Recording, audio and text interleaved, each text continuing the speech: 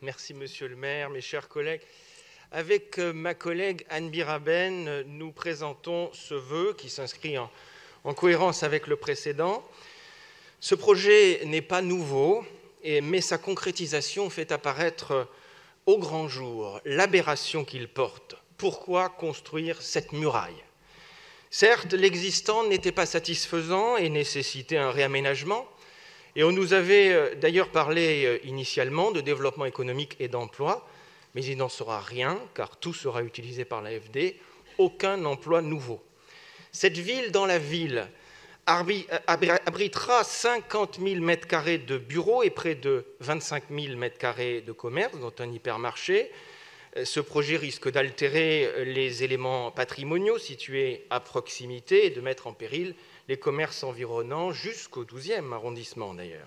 Ce qui m'apparaît particulièrement regrettable et important est que ce projet a plus de 10 ans. Ne sommes-nous pas dans un aménagement anachronique? Cela répond-il aux besoins de notre temps? En effet, on peut penser que ce projet, avant le premier coup de pioche ou la première coulée de béton, est obsolète par son gigantisme et en contradiction avec l'accélération de la crise climatique.